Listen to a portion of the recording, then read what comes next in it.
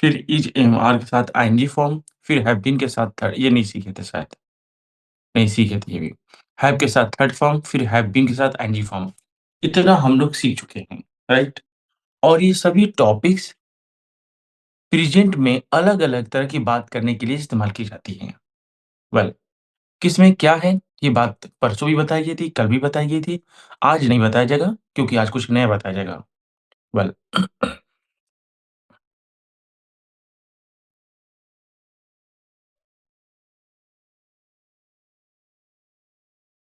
Present में जो आप सेंटेंसेस बोलते हैं, तो वो सेंटेंसेस कैसे-कैसे हो सकती हैं, ये आपने सीखा? थोड़ा-सा कुछ बच चुका है। ज़रा आप उसको भी देखें, सिर्फ़ 3 बातें ये,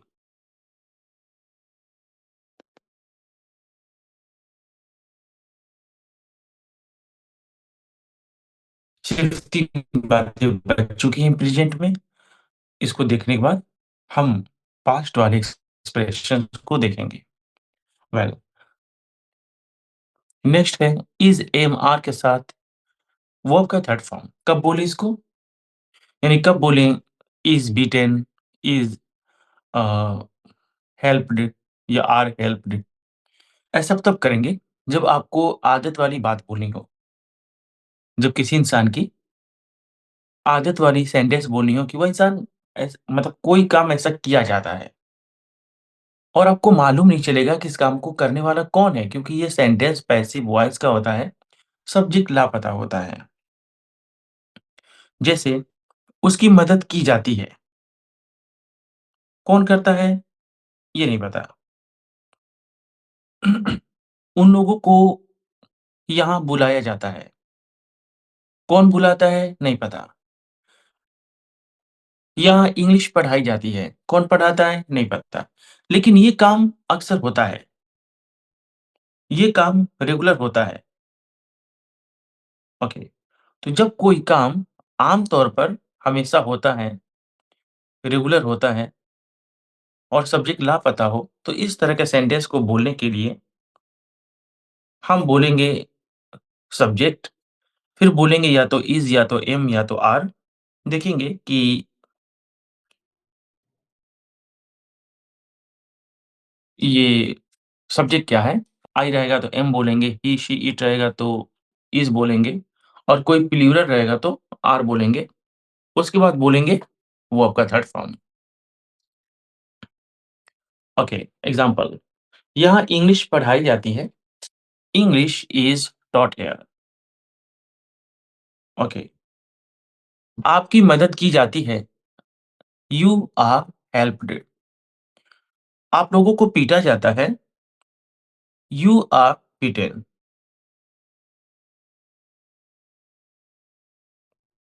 ओके, आपसे एक सवाल पूछा जाता है, you are asked a question. Well यहाँ बच्चों को नहीं पढ़ाया जाता है,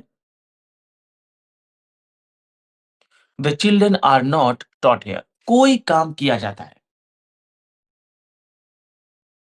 कौन करता है ये नहीं पता। तो इस सूरत में आप सब्जेक्ट उसके अकॉर्डिंग या तो इज़ या तो एम या तो आर, फिर आप बोलेंगे वर्ब का थर्ड फॉर्म। ओके,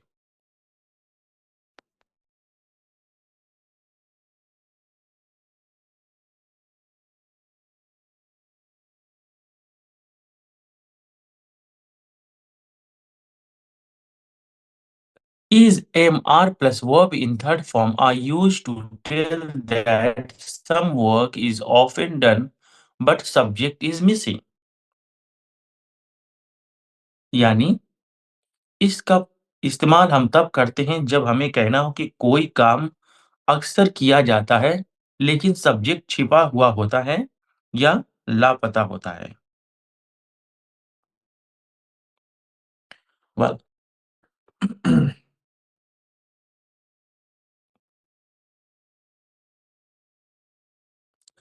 एक नया मोबाइल यहाँ नया मोबाइल बेचा जाता है। New mobiles are sold here. यहाँ पुरानी मोबाइल मरम्मत की जाती है। Olds mobiles are repaired here. कोई काम किया जाता है। आपको रोज टॉफी दी जाती है। You are given toffee every day. Okay, यह कमरा कभी-कभी साफ किया जाता है। This room is cleaned sometimes. Okay, फूलों में सुबह में पानी डाला जाता है। The flowers are watered in the morning. तो जब भी आपको इस तरह का सेंटेंस बोलना हो कि कोई काम किया जाता है, आप बोलेंगे वही subject is am are plus verb का थर्ड फॉर्म। वेल, 3 में से 2 बच गए, ज़रा उनको भी देखते हैं। कब बोलें subject is am are plus being plus verb in third form? हम तब बोलेंगे जब हमको कहना हो कि कोई काम जारी है, चल रहा है, लेकिन आपको मालूम नहीं चलेगा कि इस काम को करने वाला कौन है? इस काम को किसने किया? ये चीज़ आपको मालूम नहीं चलेगा। मिसाल के तौर पर, मुझे पीटा जा रहा है। I am being beaten. आपकी मदद की जा रही है। You are being helped. बच्चों को टॉफी दी जा रही है। The children are being given toffee. मुझसे एक सवाल पूछा जा रहा है। I am being asked a question. यहाँ कुछ और एग्जांपल्स हैं जो आपकी मदद कर सकती हैं और यहाँ पर एक्टिव और पैसिव दोनों एग्जांपल हैं। यानी दोनों में आपको मालूम चलेगा कि काम जारी है, कोई काम चल रहा है, लेकिन जब काम करने वाला हाज़िर हो ना, जब सब्जेक्ट हाज़िर हो, तो फिर हम कहते हैं subject is am are plus ING form. लेकिन हम subject is am are being plus verb का थर्ड फॉर्म तब बोलते हैं, जब सब्जेक्ट लापता हो। चलिए दोनों को एक साथ पढ़ देते हैं, ताकि आपको समझने में और भी ज़्यादा आसानी हो सके। मैं पढ़ा रहा हूँ, आई एम टीचिंग। मैं पढ़ा रहा हूँ, आई एम टीचिंग। मुझे पढ़ाया जा रहा है, आई एम बीइंग टॉट।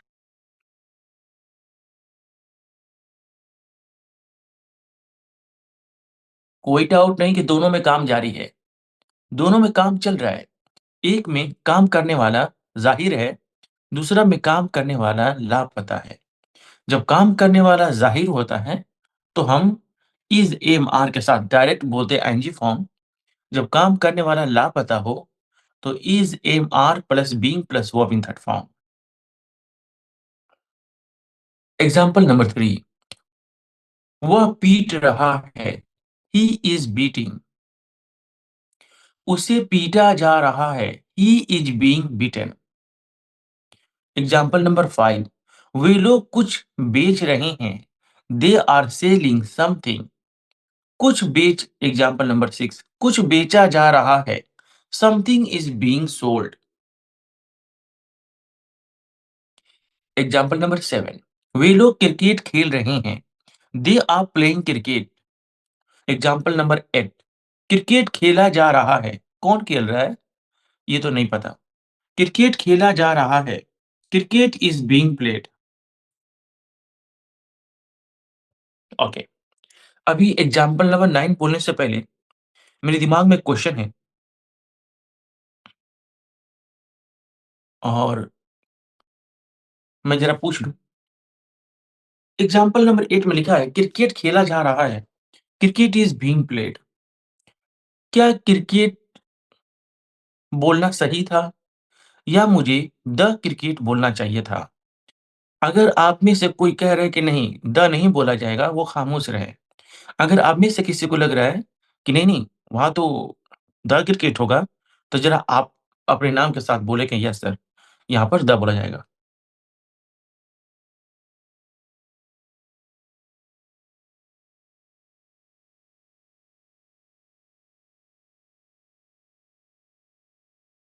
कोई नहीं बोल रहा है, इसका मतलब सब ये कहना चाहते हैं कि यहाँ पे द का इस्तेमाल नहीं होगा। Yes sir. ठीक है, आपने बिल्कुल सही कहा क्योंकि कोई भी गेम के नाम के साथ द का इस्तेमाल नहीं होता। Good job. वे लोग हिंदी बोल रहे थे। अभी यहाँ पे यहाँ से ना थोड़ा-सा टेंस बदल गया। जो बात हम है में बोल रहे थे, वही बात हम था थी में बोलने लगे। कोई मसला नहीं। है में आता है तो इज़, एम, आर लगाना है। था में आए तो वाज़ वर्ड लगाना है। बस इतनी सी बात। Okay, example number 9। वे लोग हिंदी बोल रहे थे। दे वर स्पीकिंग हिंदी। हिंदी बोली जा रही थी। Hindi was being spoken. Hindi was being spoken. Okay. मैं कमरा साफ कर रहा था। I was cleaning the room. Number 12। कमरा साफ किया जा रहा था। The room was being cleaned. Number 13। मैं फूलों में पानी डाल रहा था। I was watering the flowers. ये वाटर एक नाउन है जिसका मतलब होता है पानी। वाटर एक वर्ब भी है जिसका मतलब होता है पानी डालना। 14। फूलों में पानी डाला जा रहा था। The flowers were being watered. वह बच्चों को पढ़ा रही थी। She was teaching the children. अभी कोई कोई मुझे बताएगा द चिल्ड्रन मैंने क्यों बोला?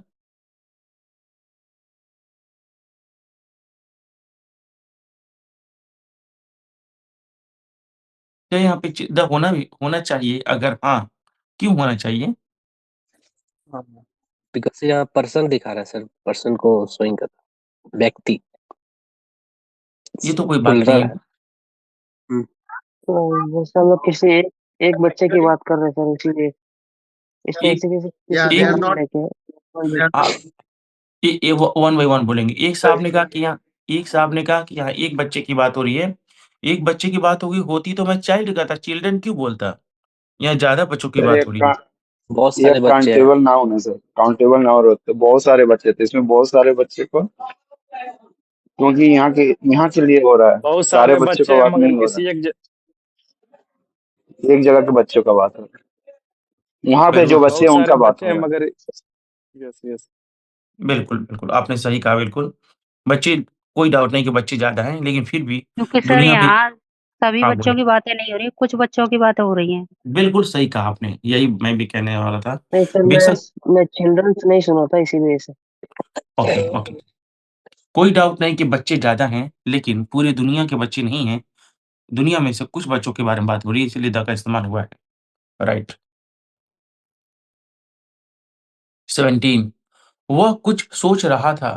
He was thinking something. कुछ सोचा जा रहा था। Something was being thought.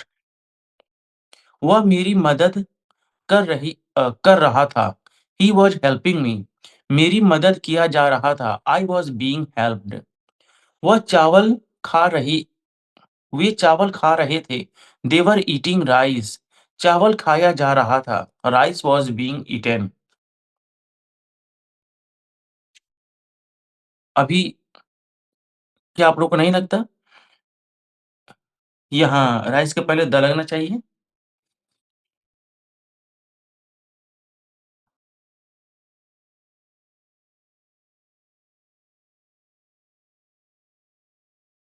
मैं आपसे सवाल पूछ रहा हूँ आपको से।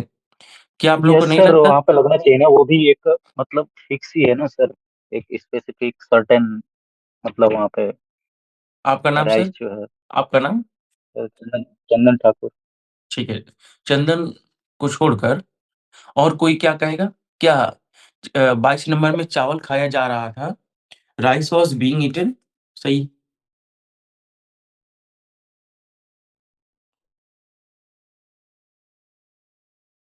कोई नहीं बोल रहा है। Yes sir, light light only one person के लिए यूज हो रहा है ना सर, इसलिए द नहीं लगेगा।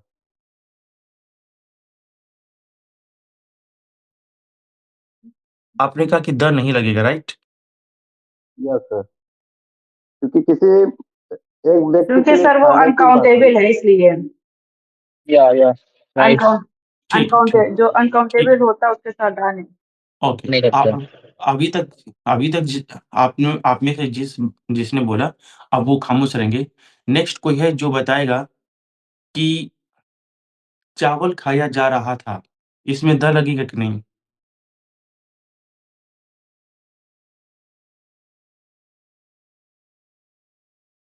और कोई भाई सपोर्ट करेगा, लगे कि नहीं लगेगा? और ठीक, कोई नहीं बोल रहा है। अच्छा, मैं आपको बता दूँ, नहीं लगेगा सर। नहीं लगेगा जी। जी नहीं। आपका नाम? दयानंद चौहान। दयानंद जी, क्यों नहीं लगेगा? आपके साथी तो कह रहे लगेगा। चावल आप सर ये अनकाउंटेबल है, जिसे हम गिन नहीं सकते चावल कितना है। तो अनकाउंटेबल के साथ भी वो द लगता है। अगर मैं कहूँ, ओह! चाय गर्म है, तो मैं कहूँगा द टी इज़ हॉट। आप ये सोच रहे हैं कि अनकाउंटेबल के साथ द नहीं लगता है, तो ऐसा आपका सोचना गलत है। अनकाउंटेबल के साथ भी द लगता है। सर आपने बोला कि वह चाय गर्म है, तो वो खास चाय की बात की जा रही द है जिस तरह लगेगा द लग सर। रहा है। सर वो द लेकिन लगेगा इसमें। लेकिन भाई ने बोला कि अनकाउंटेबल की वजह से नहीं लगेगा, तो उनको शायद ये लगता है कि कोई भी अनकाउंटेबल हो ना, तो द नहीं लगाएँगे। नहीं सर, किसी खास किसी खास चीज के बारे में बात किया जाएगा जो कि दुनिया से अलग उसमें है, लेकिन उससे खास बात की जाएगी तो द लगेगा। जैसे आपने ठीक है, बोला कि वह चाय गर्म है, तो वो खास चाय की बात की जा रही है, तो वहाँ पे द लगेगा। ठीक है। यहाँ बोलिए, चावल खाया जा रहा सर था, द इसमें लगेगा। लगेगा। द एक लगेगा बार इसमें। एक बार यस वो सर। लोग एक बार वो लोग फिर से बताएँ, जो कह रहे द नहीं लगेगा। अपने नाम के साथ बोले तो? जो कह रहे द नहीं लगेगा, अपना नाम बताइए। मोहम्मद जफर द लगेगा। नहीं लगेगा, वो लोग अपना नाम बताइए। सर द नहीं लगेगा सर, स्वयं बोलो। नाम? द नहीं लगेगा, स्वयं। क्या मोहम्मद स्वयं। क्या यार, खाने पीने वाली वस्तुओं के साथ द का यूज नहीं किया जाता। जो अभी जो अभी बोले हैं, आपका नाम अ,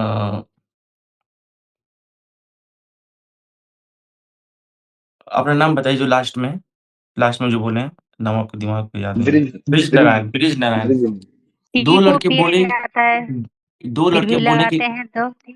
2 लड़के बोले हैं कि द नहीं लगेगा, और उसमें ब्रिज नारायण ने पूरा अच्छा से एक्सप्लेन करके बोले कि क्यों नहीं लगेगा, उनकी बात बिल्कुल जेनुइन है। आप लोग जो खास-खास बोल रहे हैं ना, वो बिल्कुल सही बात है। लेकिन खाने-पीने के मामले में, खाने वाले प्रोडक्ट के मामले में एक बात आप समझ लीजिए, जब आप खाने-पीने की बात करेंगे, खा रहा हूँ, पी रहा हूँ, खाया, खाऊँगा, खाने-पीने की बात करेंगे, तो भाई द का इस्तेमाल नहीं बताया।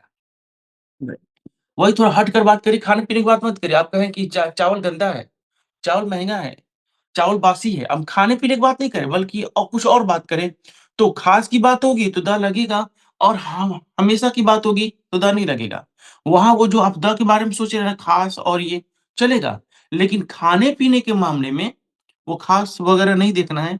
जब भी बोलें कि खा रहा हूँ, खाऊँगा, खा सकता हूँ, खाया था, खाया जाना चाहिए, खाने-पीने की बात करेंगे तो द का इस्तेमाल नहीं होता है। यहाँ पर द का इस्तेमाल नहीं होगा, इसलिए क्योंकि खाने-पीने की बात हो रही है। तो सर एप्पल है, एप्पल खाया जा रहा है, उसमें भी द नहीं लगेगा। नहीं लगेगा। अगर उसको हम बोले कि एप्पल सुंदर है तो उसमें द लगा, तब एप्पल इज ब्यूटीफुल। आप खाने-पीने की बात नहीं कर रहे हैं, बल्कि आप उसकी तारीफ़ कर रहे हैं या बुराई तारीफ कर रहे कर रहे हैं या सर। हैं, लगेगा। तो सर बोले ये कि एप्पल खाया जाता है तो। फिर खाने की बात आप कह रहे हैं, तो सर नहीं हाँ, लगेगा। नहीं लगेगा। द नहीं लगेगा। आप द नहीं खाने-पीने की लगेगा। बात करेंगे तो नहीं लगेगा, कोई भी प्रोडक्ट हो। और सर किसी की तारीफ कर रहे हो हाँ, तो उसमें द लगेगा। उसी उसी सेब के बारे में किसी किसी के बैकग्राउंड में साउंड आ रहा है, उसको बंद कर दीजिए स्पीकर। हाँ, ठीक है, बंद कर दीजिए। ओके, आप उसके बारे में कुछ और इन्फॉर्मेशन दे रहे हैं, सेब सस्ता है, महँगा है, छोटा है, बड़ा है, सुंदर है, कुछ भी बोले, तो आप द सोचिए, लगेगा। लगेगा। लेकिन खाने-पीने के बारे में बोलेंगे, खा रहा हूँ, खाता हूँ, खा सकता हूँ, खाया जा जैसे सकता सेब है, खा रहा हूँ, खाया अंगूर खा जाएगा। रहा हूँ। बस खाना ही नहीं, उसमें द का यूज नहीं होगा। पीने वाला भी कोई प्रोडक्ट हो तो भी नहीं लगेगा। तो भी नहीं लगेगा सर। खाने-पीने के साथ नहीं लगेगा।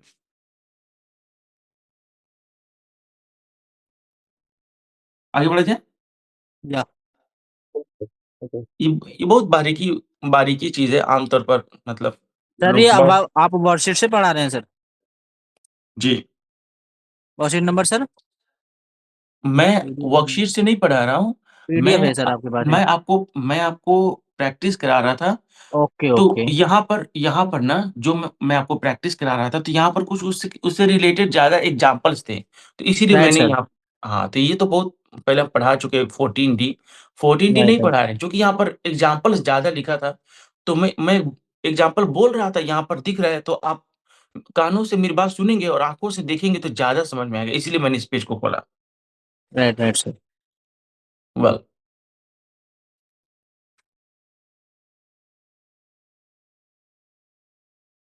ओके। 22 हो चुका है। चावल खाया जा रहा था, राइस वाज़ बीइंग ईटेन। बच्चे होमवर्क कर रहे थे। The children were doing homework. Homework किया जा रहा था। Homework was being done. मैं इंतज़ार कर रहा था। I was waiting. इसके पहले ये कंटीन्यूअस टेंस है। इसके पहले मैंने इंडेफिनिट टेंस पर आप लोगों को अपने तरफ से कुछ एग्ज़ाम्पल्स दिया था, जैसे मुझे पीटा जाता है ना? बहुत कम ही एग्ज़ाम्पल दिया था। कुछ यहाँ और एग्ज़ाम्पल्स हैं, ज़रा उसको देख लीजिए ताकि आपको और भी ज़्यादा ये बात ठीक से मालूम चल सके। मुझे पी मैं पीटता हूँ, आई बीट। मुझे पीटा जाता है, आई एम बीटेन। हम बीटेन। मैं पेड़ लगाता हूँ, आई प्लांट आई ट्रीज़। प्लांटेड। ठीक है। हाँ जी, आप रिपीट नहीं करेंगे। पेड़ आप रिपीट कर सकते हैं, स्पीकर बंद करके आप मेरे साथ बोल सकते हैं। अ ओके। पेड़ लगाए जाते हैं, ट्रीज़ आर प्लांटेड। आप हिंदी पढ़ाते हैं, यू टीच हिंदी। यहाँ हिंदी पढ़ाई जाती है, हिंदी इज़ टॉट। नंबर 7, वे लोग घोड़े बेचते हैं, दे सेल हॉर्सेस। यहाँ घोड़े बेचे जाते हैं, हॉर्सेस आर सोल्ड हियर। मैं प्यार करता हूँ, ये नंबर 9 है। मैं प्यार करता हूँ, आई लव। मुझे प्यार किया जाता है, आई एम लव्ड। 11 नंबर, वह नफ़रत करता है, ही हेट्स। उससे नफ़रत की जाती है, ही इज़ हेटेड। 13, मैं दूध बेचता हूँ, आई सेल मिल्क। 14, यहाँ दूध बेचा जाता है, मिल्क इज़ सोल्ड हियर। मैं आपकी तारीफ़ करता हूँ, आई एप्रिशिएट यू। आपकी तारीफ़ की जाती है, यू आर एप्रिशिएटेड। मैं इनाम देता हूँ, आई रिवॉर्ड। मुझे इनाम दिया जाता है, आई एम रिवॉर्डेड। वे लोग फूल तोड़ते हैं, दे प्लग द फ्लावर। फूल तोड़े जाते हैं, फ्लावर्स आर प्लग्ड। यहाँ हिंदी नहीं पढ़ाई जाती है, Hindi is not taught here. कमज़ोर स्टूडेंट्स को इनाम नहीं दिया जाता है, the weak students are not rewarded. यहाँ मोबाइल मरम्मत नहीं की जाती है, mobiles are not repaired here. वह वहाँ हिंदी नहीं बोली जाती है, Hindi is not spoken there. Okay, बस एक बच गया है। अगर ये मैं आपको बता दूँ, तो प्रेज़ेंट के सभी स्ट्रक्चर्स आप सीख लिए। और वो क्या था? वो था subject have been plus verb in third form, ये वाला।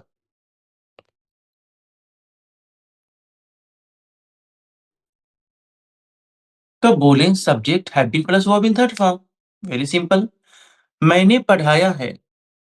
ओके, आई हैव टॉट, ये तो एक्टिव वॉइस है ना, मैंने पढ़ाया है, आई हैव टॉट।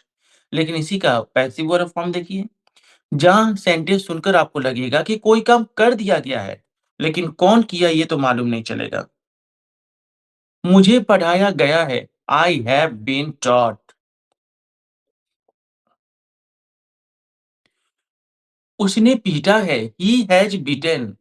उसे पीटा गया है, ही हैज बीन बीटन। मैंने आपकी मदद की है, आई हैव हेल्प्ड यू। आपकी मदद की गई है, यू हैव बीन हेल्प्ड। वे लोग कुर्सी तोड़ दिए हैं, they have broken the chair. कुर्सी तोड़ दी गई है, the chair has been broken. चूंकि कुर्सी एक है, इसलिए हम हैज बोलेंगे। The chair has been broken. 5 number, वह धोखा दिया है, ही हैज चीटेड। उसे धोखा दिया गया है, he has been cheated. Number 6, आपने पैसा दिया है, यू हैव गिवन मनी, पैसा दिया गया है, money has been given. Number 7, उन लोगों को कुछ कहा गया है, दे हैव सॉरी, उन लोगों ने कुछ कहा है, दे हैव सेड समथिंग, कुछ कहा गया है, समथिंग हैज़ बीन सेड। बच्चों ने काम किया है, द चिल्ड्रन हैव वर्क्ड, काम कर दिया गया है, the work has been done. मैंने एक मोबाइल खरीदा है, I have bought a mobile, एक मोबाइल खरीदी गई है, a mobile has been bought, उसने जान से मार दिया है, he has killed. Number number 10 का दूसरा, उसे जान से मार दिया गया है, he has been killed. Number 11, मैंने फीस जमा कर दिया है, I have paid fees, fees जमा कर दिया गया है, the fees has been paid. मैंने दावत दी है, आई हैव, दावत देना को इंग्लिश में इनवाइट फॉर डिनर कहते हैं और बैंक्वेट भी कहते हैं, बैंक्वेट। कई ऐसे मैरिज हॉल जिनका नाम ये होता है बैंक्वेट मैरिज हॉल, यानी दावत वाला, भोज वाला मैरिज हॉल। आई हैव बैंक्वेटेड, मुझे दावत दी गई है, आई हैव बीन बैंक्वेटेड। उन लोगों ने बुलाया है, दे हैव इनवाइटेड, उन लोगों को बुलाया गया है, दे हैव बीन इनवाइटेड। इस तरीके से प्रेजेंट वाले सभी स्ट्रक्चर्स खत्म हुए और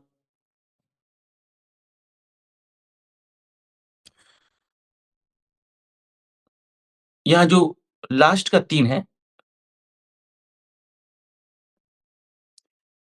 इस लास्ट के 3 पर मैंने आपको ज़्यादा एग्ज़ाम्पल्स दिया। लेकिन इसके पहले जो भी टॉपिक्स हैं, इन पर मैंने अपने तरफ से 5, 10, 15 जितना भी मैं दे सकता था, एग्ज़ाम्पल दिया था। अगर इन पर भी आप ज़्यादा एग्ज़ाम्पल्स जानना चाहते हैं, तो जो आपको वर्कशीट मिला है ना, उसमें सभी पर बहुत ज़्यादा एग्ज़ाम्पल्स हैं। तो मैं आपसे उम्मीद कर सकता हूँ कि कभी आप फुर्सत में बैठें और इन सभी टॉपिक को गौर से समझें कि किस सिचुएशंस में हमको क्या वर्ड इस्तेमाल करना है। बहुत सारे लोग हैं जो अपने दिमाग में ये सोच रहे हैं ना कि हैं तो इज़ बोलेंगे, था है तो वाज़ बोलेंगे, ऐसा नहीं होता। है तो इज़ एम आर बोला जाता है और उसी है के लिए हैव या हैज़ भी बोला जाता है और कभी है आता है तो कुछ भी नहीं बोला जाता है। मैं पढ़ाता हूँ, आई टीच, ना तो इज़ एम आर ना तो हैव हैज़। कभी थाती आता है तो वाज़ वर्ब बोला जाता है, कभी हैड बोला जाता है, कभी कुड बोला जाता है और कभी कुछ भी नहीं बोला जाता है। मैं गया, आई वेंट। ऐसे ना सोचिए कि ये है तो हम ये बोलेंगे, बल्कि आप उन सभी इन टॉपिक में क्या खूबी है उसको जानें और आप उसके हिसाब से उसको इस्तेमाल करें। आप जो भी होंगे, सेफ्टी इंजीनियर होंगे या आप जो भी जिस फ़ील्ड में आप होंगे, आप अपनी चीज़ों को उसकी क्वालिटी से जानते हैं। माउस है, तब जानते हैं माउस का काम क्या है, कीबोर्ड का काम क्या है, टाइपिंग करना, लैपटॉप का काम क्या है। उसी तरीके से ये जितने भी टॉपिक्स हैं ना, इनका कोई अल्टरनेट नहीं है। जैसे इज़, एम, आर के साथ नाउन कब बोलें, मैं आपको पहले बता चुका हूँ। तो अब सोचें कि कोई इसका अल्टरनेट है? नहीं है। जो बात इज़, एम, आर के साथ नाउन से बोला जाएगा ना, उसी से बोलना है। तो सबके अंदर अलग-अलग खूबी है। एक-एक करके सबको आप समझें और उस सिचुएशन में आप वही वर्ड इस्तेमाल करेंगे। कुछ दिन तक आपको थोड़ा-सा बर्डन लगेगा, लेकिन एक दिन आपको फ़ील हो जाएगा कि अच्छा हम कोई मजबूरी वाली बात करनी है, आप ही आपकी ज़ुबान पे आ जाएगा I have to.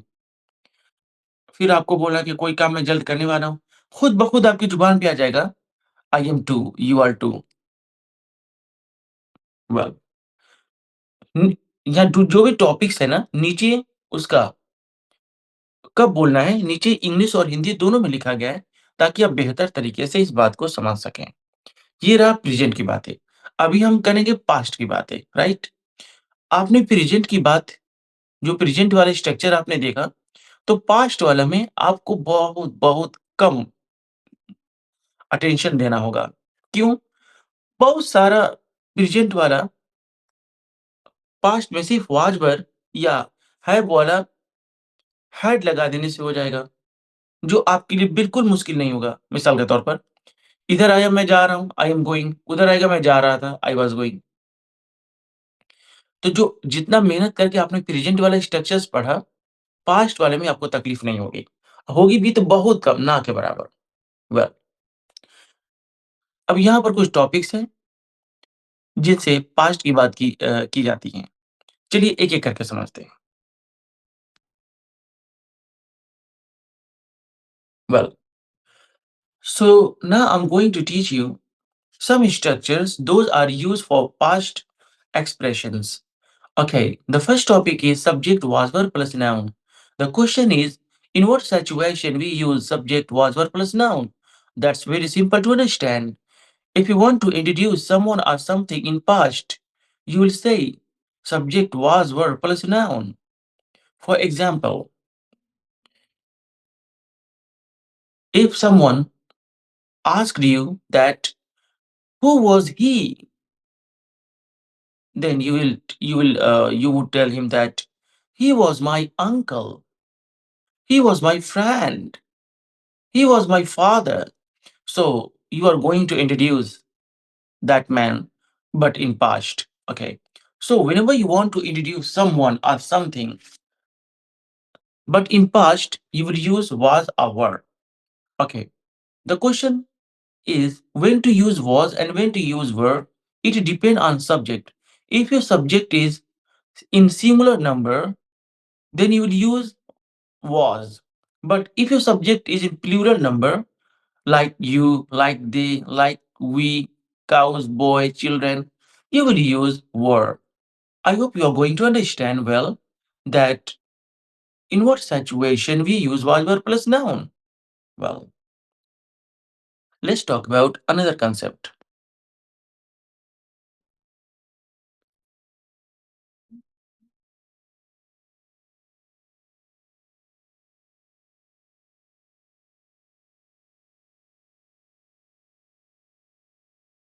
Okay, the question is when to speak was, were plus adjective. Okay, we use was or were plus adjective when we want to add some information about a noun. For example, suppose there's a noun that may be a mobile, that may be a laptop, that may be a keyboard, and I want to add some information about that keyboard, about that laptop. That information may be good or bad, but no problem. I want to add some information about that noun. In this situation, I will use was, were plus adjective. Keep remember, this sentence should be in past. Okay. For example, my keyboard was broken. So actually, I was talking about my keyboard and I add an information that was broken. Okay. My friend was idiot. So actually, I was talking about my friend and I added a new information about my friend that was idiot. So whenever you want to add some information about a noun and you want to share that how was that noun, you will say subject either was or were plus adjective. Okay, let's talk about next one.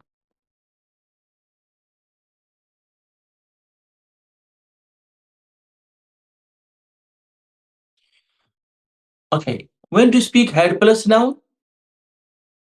Okay, we use had plus noun when you are talking about keeping some items or keeping someone in past. For example, okay, some days back you had an elephant, a horse, uh, uh, a mobile, an iPad, but unfortunately you don't have that product right now. Then you'll say, I had a friend. I had a friend, Miss What? You are talking about keeping someone or something in past. that you didn't have at the moment. Well, so if I say I had a friend, means I'm talking about my past, that in past I had a friend, but now I have no contact with that friend. Okay. So if you want to talk about keeping some item or someone or something, but in past, you will say had plus noun. I had a lot of gold. I had a lot of followers. Okay.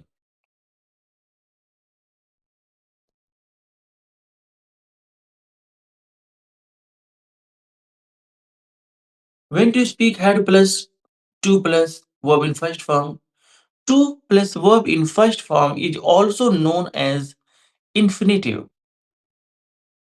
Okay. When to speak had plus infinitive?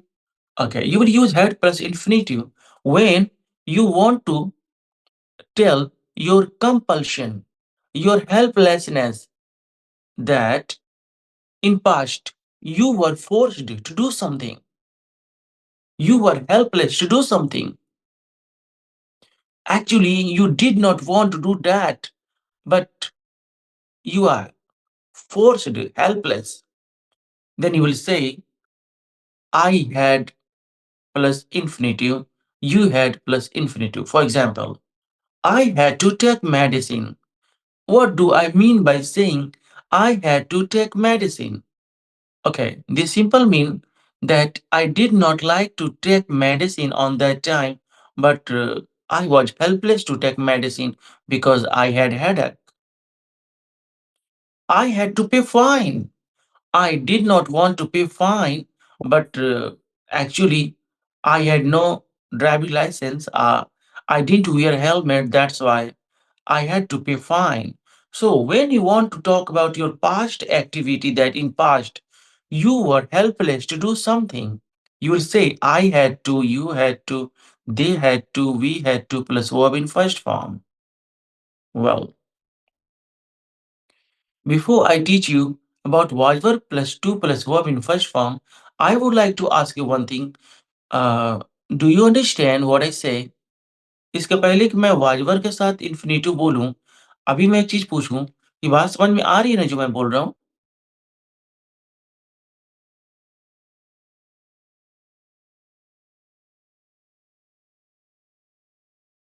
Yes, sir. Okay, good.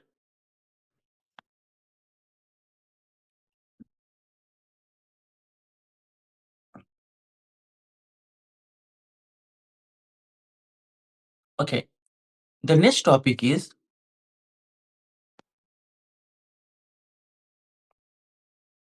when to use was verb plus infinitive.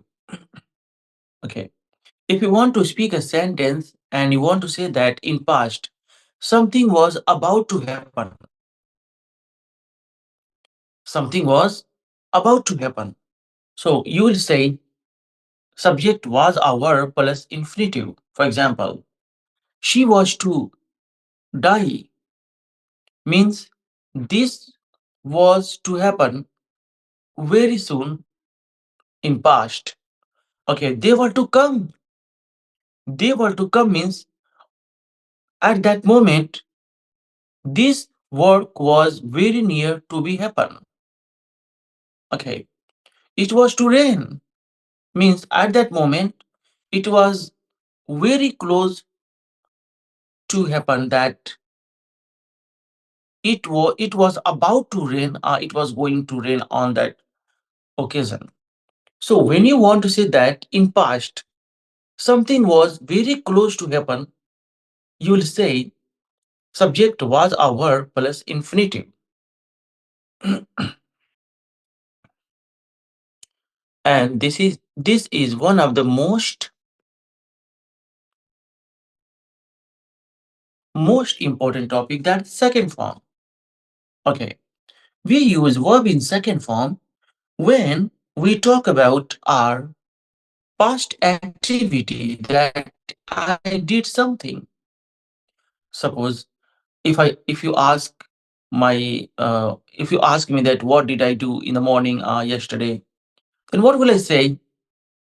What will I say? I will use second form to express my desire. Why? Because all those have been past. So we use second form to tell our past activity. Well, for example, I helped you means on that time I did something that was help. I drank water means at that moment I did something that was about drinking water. You paid fees means you did something in past that was about payment. You cooked food means you did something. When you did something in past, you will use second form. Second form means this work happened in past. I'm going to tell you some examples so that you may understand well. Okay. I helped the poor. I finished my job. I bought a mobile. I cleaned the room. You came on time. You made me a call. You arranged a party. In all those sentences, I talk about past activity, a past action. That is why I use second form. Well, and if I say that you arranged a party, but if you want to deny, no, this did not happen, then you will use subject did not plus verb in first form.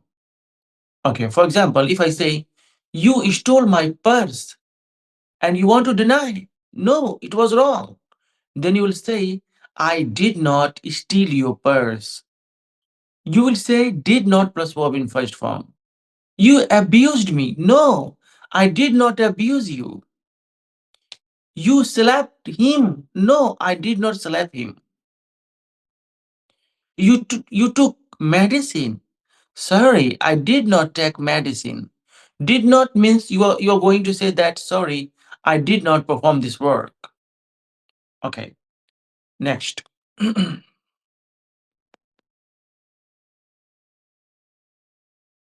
Was verb plus ing form means some work was continue in past.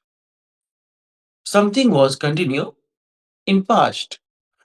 For example, she was weeping means at that moment she was doing that work.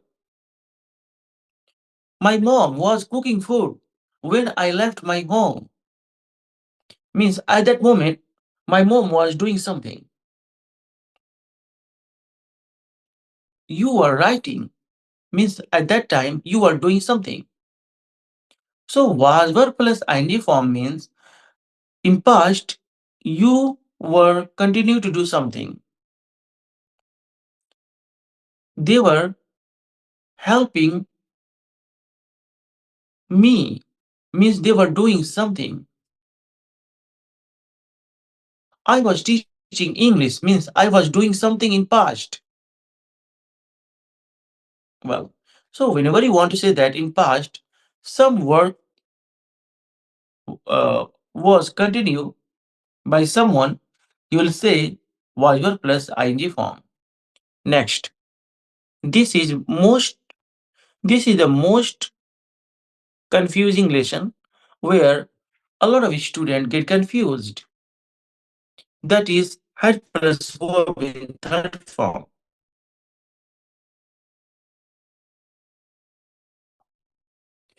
Okay, had plus verb in third form is used when we talk about two act two activities that happened in past, but the first action happened before than the second.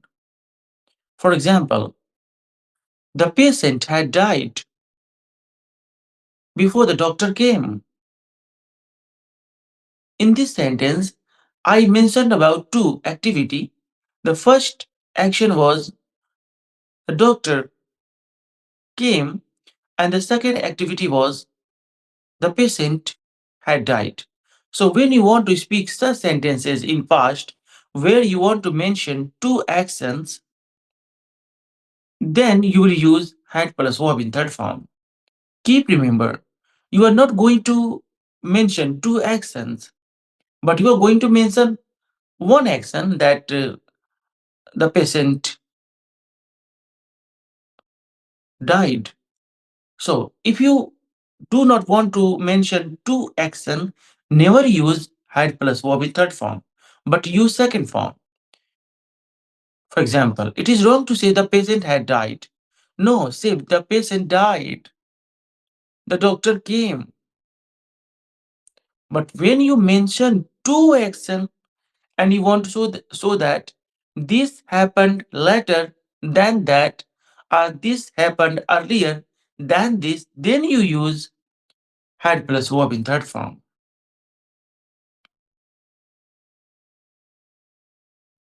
Okay. I'm going to tell you one or two examples so that this should be easier for you to understand. The students had quarreled before the teacher came. I had finished my job before the rain started. Okay.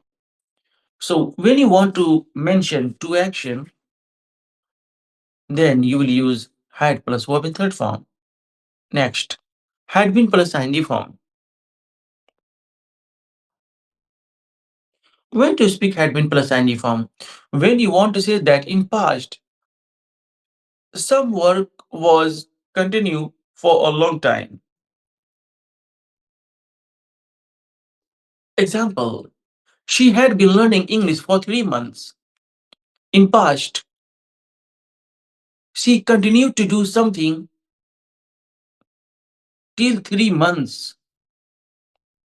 So, if you want to speak a sentence where you want to say that someone continued to do something for a long time, you'll say subject had been plus ing form.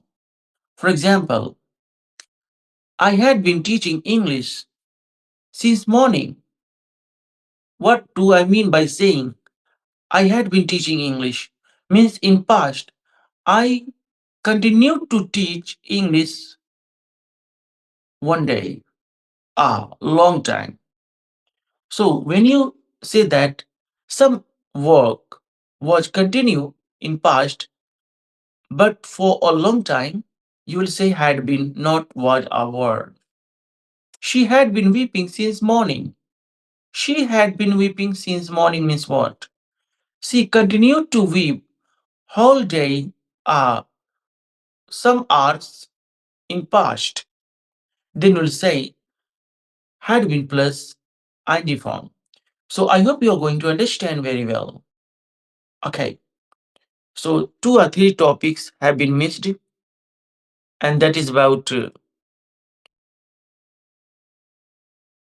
was verb plus ing form, had plus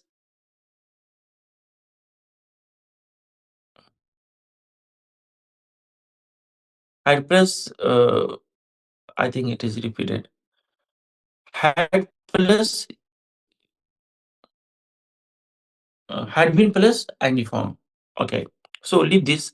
Very first, you need to revise these lessons. Was verb plus noun, was verb plus adjective, had plus noun, had plus infinitive, was verb plus infinitive, second form, was verb plus ing form, had plus third form, and had been plus ing form. Well,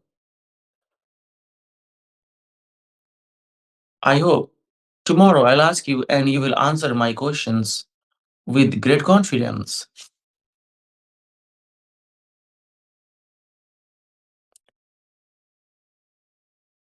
Is there any confusion?